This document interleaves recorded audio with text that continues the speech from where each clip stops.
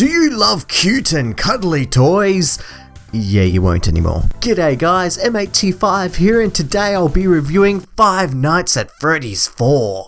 A first-person point-and-click survival horror title which was developed by Cawthon and I reviewed on the PC. Five Nights at Freddy's is a hugely successful indie horror series which focuses on cuddly critters and rainbows. In other words, killer animatronics and a lot of darkness, oh, and jump scares.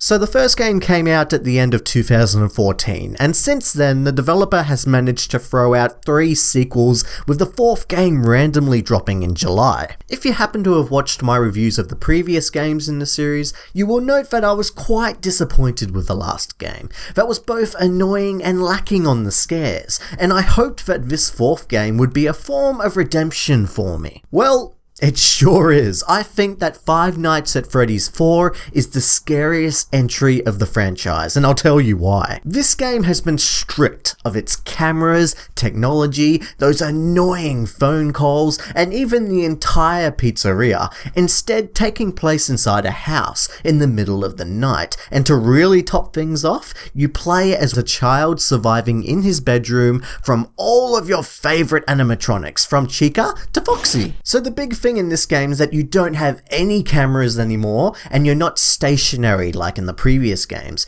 Instead, you get to run to different parts of your bedroom, use your flashlight to spot animatronics in the dark, and if they are too close, close the door quick smart. You have to constantly keep checking 2 doors on either side of the room, while at the same time flashing your light on your bed to keep these little creepy bears away, while also, in the later nights, close your closet to keep Foxy at bay. So it's pretty much a lot of running backwards and forwards, closing doors and flashing lights to keep everyone away, but at least this time when you first start the game, you get a little tutorial.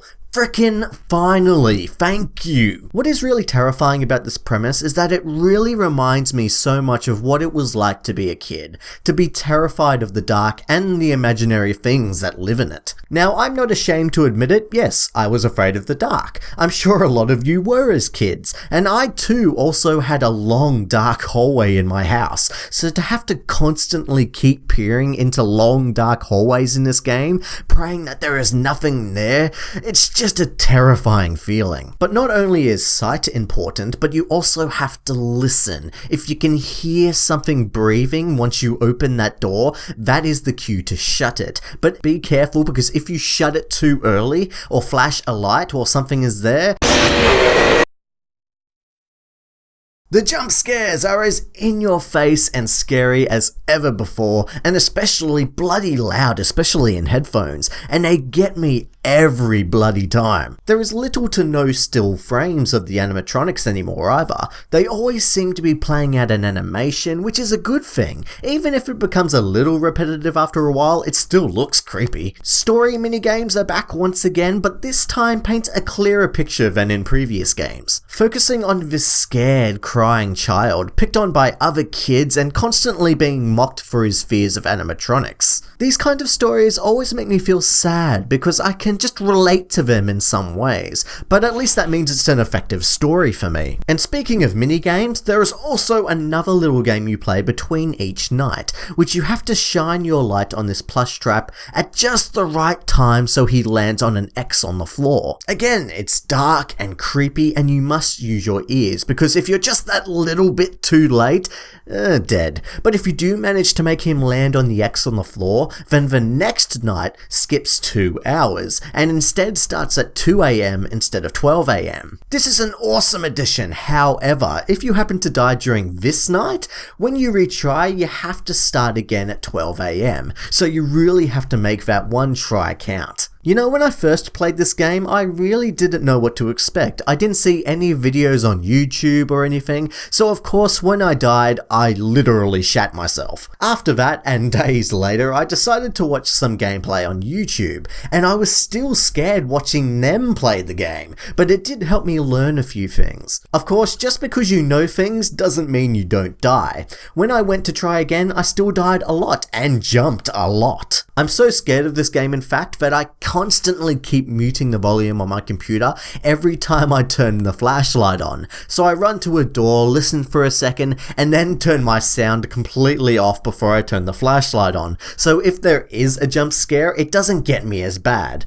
Please don't judge me. Sadly though, once I still jumped, even with no sound. Yeah, okay, that is pretty sad. But anyways, overall, Five Nights at Freddy's 4 surprised the heck out of me. With its new, simple but terrifying and relatable premise, excellent use of the flashlight, the return of terrifying, perfectly timed, in-your-face jump scares, a sad childhood drama plot, and that feeling of being a scared little kid that's afraid of the dark. And even though, yes, it can become a bit repetitive after a while, in the end, I have to give Five Nights at Freddy's 4 a 9 out of 10. I know this series is a gimmick with its repetitive use of jump scares, and this won't appeal to everyone, but it just works for me, and if a game manages to scare me so much that I don't want to play it, it deserves a medal. Maybe one day I'll be tough enough not to turn off the volume all the time. One day. This is, in my opinion, the best game of the franchise, with the scariest concept and gameplay, and is even better polished with no screen tearing for once. But was this really the final chapter? I guess we'll have to wait and see. But if it was a good way to say goodbye. Thank you very much for watching this review, and I'm keen to hear your thoughts about Five Nights at Freddy's 4. If you like what you saw, then don't forget to check out these other great videos, and I hope to see you subscribe and return to M85 Reviews.